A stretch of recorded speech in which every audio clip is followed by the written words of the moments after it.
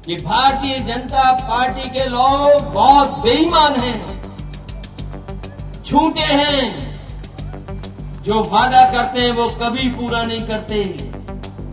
दिल्ली का चुनाव पहले हो कि मध्य प्रदेश का चुनाव पहले हो, ये मंथन हो रहा था, लेकिन सुनने में आ रहा है कि अब तो मध्य प्रदेश का चुनाव पहले होगा, दिल्ली का चुनाव बाद में होगा।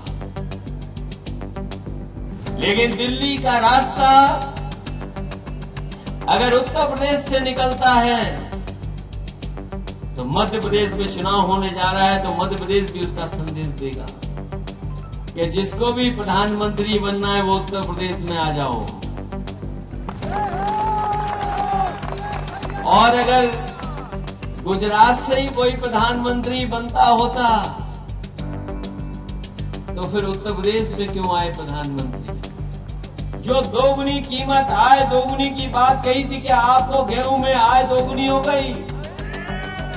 बीजेपी ये समझती है कि बीजेपी को जो वोट दे रहा है वो सनातनी है, और जो बीजेपी को वोट नहीं दे रहा वो सनातनी नहीं है। तो इसलिए ये बहस मत छेड़िए, इस बहस में हम बहुत लड़ चुके हैं यूपी में। अखिलेश यादव लोकसभा चुनाव की तरह अब मध्य प्रदेश चुनाव में भी भाजपा की टेंशन बढ़ाने में लगे हुए हैं। अब भले ही सपा 2024 को लेकर इंडिया गठबंधन में हो, लेकिन अखिलेश यादव ने मध्य प्रदेश विधानसभा चुनाव में अपनी पार्टी की ताल ठोक दी है। अखिलेश यादव बुधवार को रीवा में रैली करने पहुंचे और भाजपा को निशाने पर ले डाला। साथ ही कहा कि उत्तर प्रदेश के बिना दिल्ली की सरकार नहीं बनेगी, और कहा कि भाजपा के लोग बहुत झूठे हैं, किसानों की आय दोगुनी करने की बात कहते थे, लेकिन बताओ उस बात का क्या हुआ।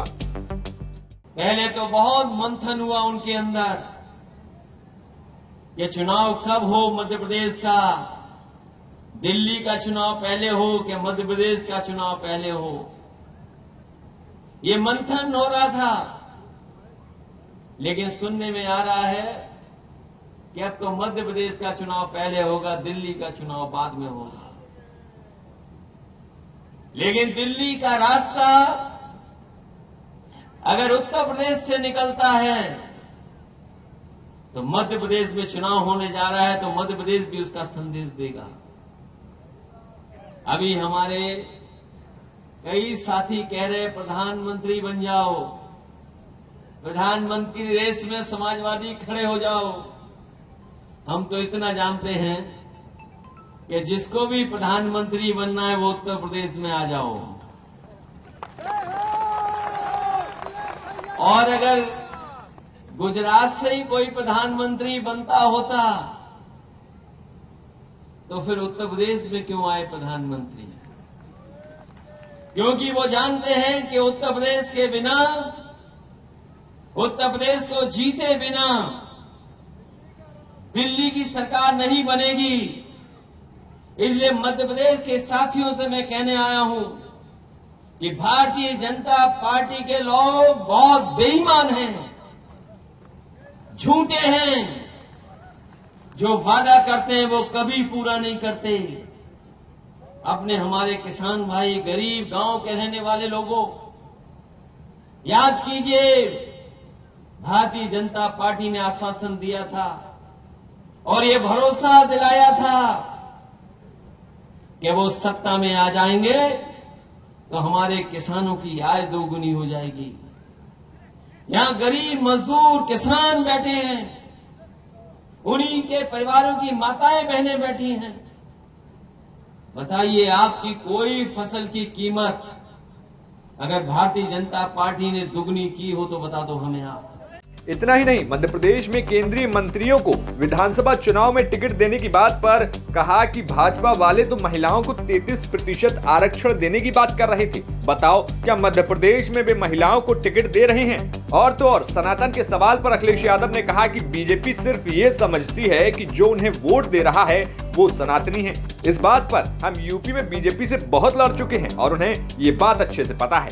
क्या कारण है भारतीय जनता पार्टी ने केंद्रीय मंत्रियों को चुनाव मैदान में उतार दिया? नरेंद्र सिंह तोमर हो, उपेंद्र पटेल हो, इन लोगों को तक चुनाव मैदान में उतारा है सर? ये सवाल बड़ा नहीं है। इससे भी बड़ा सवाल ये है कि लोकसभा में महिलाओं को अगर आप आरक्षण दे रहे हैं और आप ये कह रहे हैं कि 33% दलित और आदिवासी महिलाओं को हम सम्मान देंगे और उसके लिए नए लोकसभा में कार्यक्रम किया गया हो, बीजेपी की महिलाओं ने स्वागत किया हो, आपको ये सवाल पूछना चाहिए बीजेपी से कि जो अभी सूची जारी हुई है या आने वाले समय में जो सूची जारी होगी, क्या भारतीय जनता पार्टी अपने संगठन की जो महिलाएं काम कर रही हैं, क्या उन्हें 33% का स्थान देंगे? 33% का स्थान अगर नहीं दे रहे हैं तो जो बिल लोकसभा में आप लेकर के आए हैं नई लोकसभा में, वो माताओं बहनों के साथ बहुत बड़ा धोखा है, क्योंकि ये बिल लागू नहीं होने वाला है। कम से कम बीजेपी अपने आचरण से, अपने जो टिकट वितरण हो रहा है उस प्रणाली से कम 33% महिलाओं को देकर के तो दिखाए। उज्जैन में सर 12 साल की बच्ची है करीब, उसके साथ रेप हुआ, जघन्य अपराध हुआ, ये माइनर के साथ सर। देखिए 12 साल या माइनर के साथ अगर एनसीआरबी के आंकड़े देखोगे तो मध्य प्रदेश का स्थान बहुत से प्रदेशों से ऊपर दिखाई दे रहा है, और यहाँ तो महिलाओं के साथ और बेटियों के साथ सबसे ज्यादा इस तरह के अपराध हुए हैं। सर प्रधानमंत्री जी आए, उन्होंने सनातन को बोला कि इंडिया गठबंधन सनातन खत्म करना चाहते हैं। देखिए बीजेपी तो ये भी नहीं बता पा रही है कि सनातन क्या है। बीजेपी पहले ये तो बताए सनातन धर्म। लक्ष्मण तिवारी जी यहाँ खड़े हैं, पटेल जी खड़े हैं, हम खड़े हैं, क्या हम सनातनी नहीं है? बीजेपी ये समझती है कि बीजेपी को जो वोट दे रहा है वो सनातनी है, और जो बीजेपी को वोट नहीं दे रहा वो सनातनी नहीं है। तो इसलिए ये बहस मत छेड़िए, इस बहस में हम बहुत लड़ चुके हैं यूपी में। धन्यवाद। ब्यूरो रिपोर्ट यूपी तक।